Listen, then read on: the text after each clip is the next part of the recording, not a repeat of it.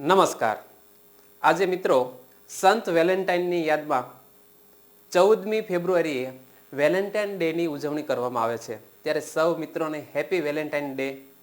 અને આજની ચિનગારીમાં એક નાનકડી વાત જે આપણે સૌએ સાંભળેલી છે કે જંગલમાં શિયાળ જાય છે, દ્રાક્ષના વેલામાં વારંવાર કૂદકા મારે છે અને છેવટે દ્રાક્ષ પ્રાપ્ય ન થતા શિયાળ વિચારે છે કે દ્રાક્ષ તો ખાટી છે અને અંતે એ દ્રાક્ષનો વેલો છોડીને જતી રહે છે. મિત્રો, આપણા જિંદગીમાં પરિશ્રમ કરતી વખતે પણ કંઈક આવું જ થતું હોય છે. એક પછી એક કોમ્પિટિટિવ એક્ઝામ આવતી હોય છે, એમાં વારંવાર આપણે ફેઇલર થતા હોઈએ છીએ અને અંતે એમ કહેતા હોઈએ છીએ કે નોકરી તો મારે કરવી જ નથી, હવે કોઈ પણ ધંધો કરી લેવો છે. મિત્રો, દ્રાક્ષ ખાટી નથી, પણ દ્રાક્ષ મેળવવા માટેની ટેકનિક શું હોવી જોઈએ એનો સાચો ખ્યાલ કરવો પડે. બસ આ જ ચિનગારી સાથે આજને શરૂ કરીએ કરંટ અફેર.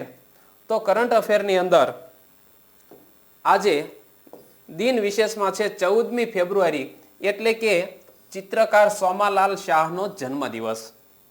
તેમનો જન્મ 14 ફેબ્રુઆરી 1905ના રોજ કપડવંજ મુકામે થયો હતો.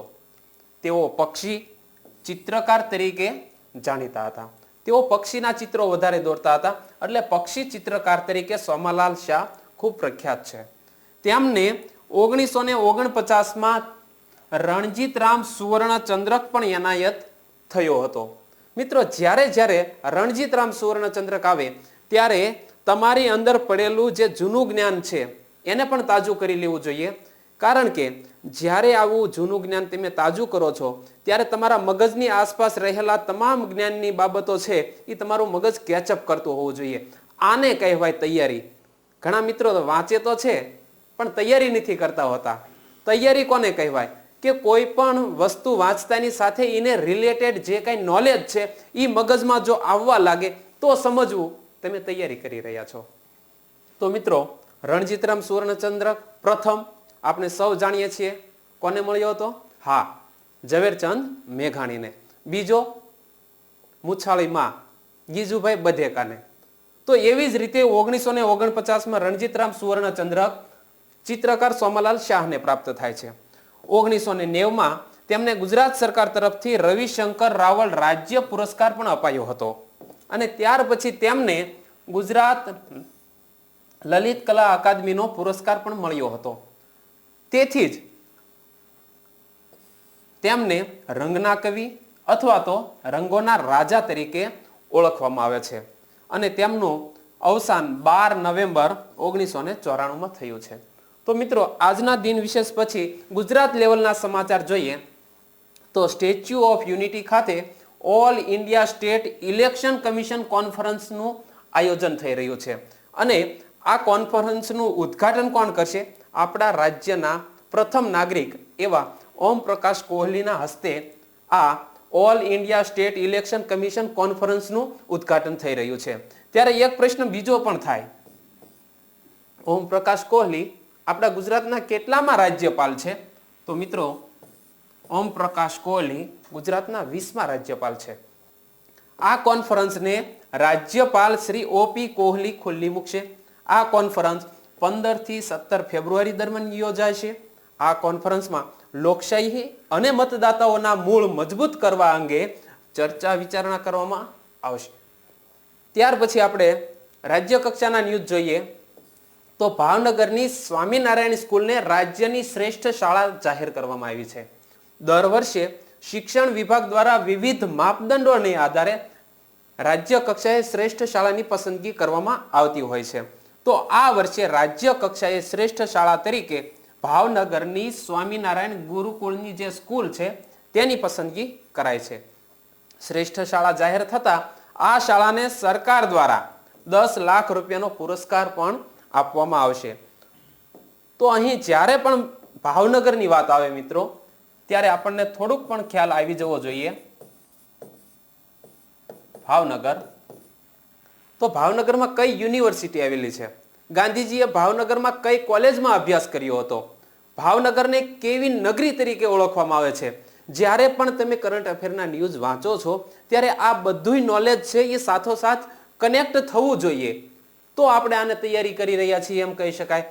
ત્યાર પછી રાષ્ટ્ર કક્ષાના સમાચાર જોઈએ ભારત તો માનનીય પીએમ નરેન્દ્ર મોદીએ નવી દિલ્હીના તાલકોટરા સ્ટેડિયમ ખાતે CREDAI યુથ કોન 2019 ને સંબોધિત કર્યું છે.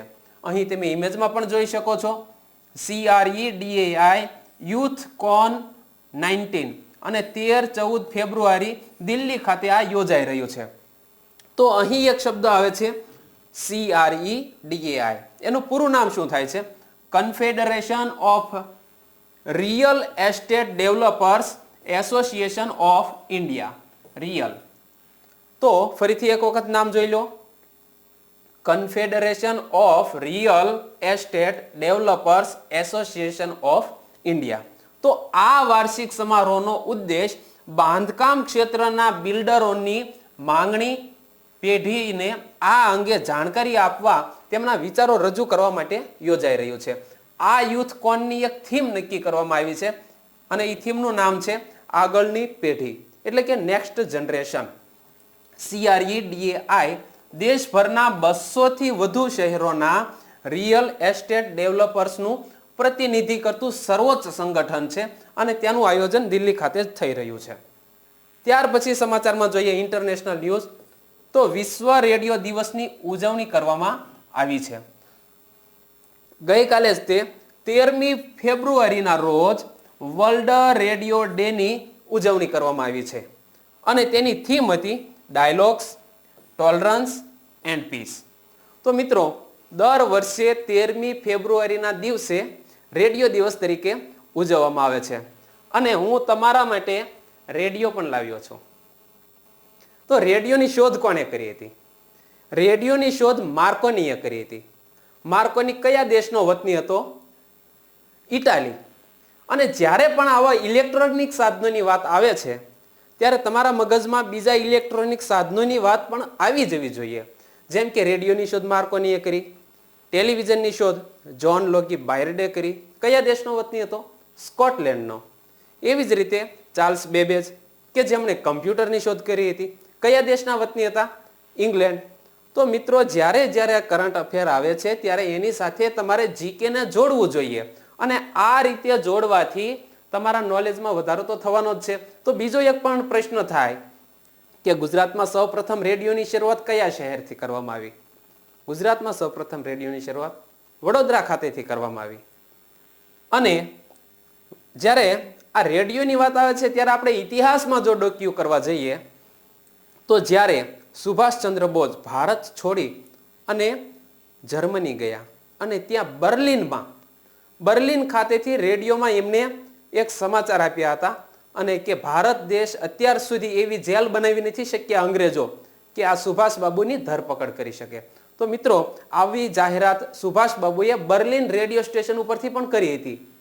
તો રેડિયોની વાત આવે છે ત્યારે અંતરિયાળ વિસ્તારોમાં રહેતા લોકોને મનોરંજન અને માહિતી દ્વારા તેમનું સશક્તિકરણ કરવામાં મહત્વની ભૂમિકા ભજવતા માધ્યમ તરીકે રેડિયોનું મહત્વ ઉજાગર કરવા દર વર્ષે 13મી ફેબ્રુઆરીને વિશ્વ રેડિયો દિવસ તરીકે ઉજવવામાં આવે છે.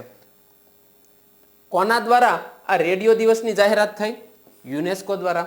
તો યુનેસ્કો દ્વારા 3 નવેમ્બર 2012ના રોજ દર વર્ષે 13મી ફેબ્રુઆરીએ વિશ્વ રેડિયો દિવસ ઉજવવાની જાહેરાત કરી હતી અને અહીં તમે આપણા ભારત દેશની જે AIR ન્યૂઝ જોયો છો, ઓલ ઇન્ડિયા રેડિયો, તો એને આપણે આકાશવાણી તરીકે ઓળખીએ છીએ અને તેનું ધ્યેય વાક્ય કયું છે? બહુજન હિતાય બહુજન સુખાય.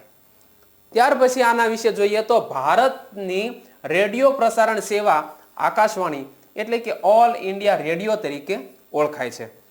આકાશવાણીની સ્થાપના 8 જૂન 1936માં ભારતમાં કરવામાં આવી. પ્રસાર ભારતી એ ભારતની પ્રસારણ સંસ્થા છે જે આકાશવાણી અને દૂરદર્શનની દેખરેખ રાખે છે. તો એક પ્રશ્ન એવો થાય કે વર્તમાન સમયમાં પ્રસાર ભારતીના અધ્યક્ષ કોણ છે? એ સૂર્યપ્રકાશ. અહીં તમે ઇમેજમાં પણ જોઈ શકો છો. એ સૂર્યપ્રકાશ હાલના પ્રસાર ભારતીના અધ્યક્ષ છે.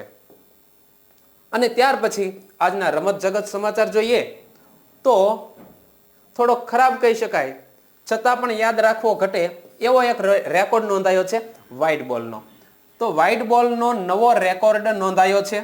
તો કયા બે દેશો વચ્ચે આ ગેમ રમાણી ક્રિકેટ અને જેને લીધે આ રેકોર્ડ બન્યો, તો એ બંને દેશોના નામ યાદ રાખજો.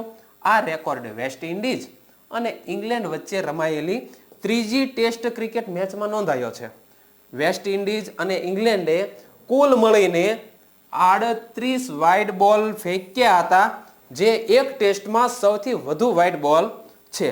તો એક પ્રશ્ન એમ થાય કે આના પહેલા આ રેકોર્ડ કોના નામે હતો? તો આ અગાઉ 2008માં વેસ્ટ ઇન્ડિઝ અને ઓસ્ટ્રેલિયાએ કુલ મળીને 34 વ્હાઇટ બોલ ફેંક્યા હતા અને આ રેકોર્ડ નોંધાયો હતો. તો મિત્રો, રમત ગમત જગત સમાચાર સાથે આજના એજ્યુ સફરના કરંટ અફેરને અહીં પૂર્ણ કરીએ. જો અમારો આ વિડીયો ગમે તો મિત્રો લાઈક કરવાનું, એને કોમેન્ટમાં કંઈક લખવાનું અને મિત્રો વચ્ચે શેર કરવાનું ન ચૂકતા. કાલે ફરી મળીશું નવા કરંટ અફેર સાથે. ત્યાં સુધી બાય બાય.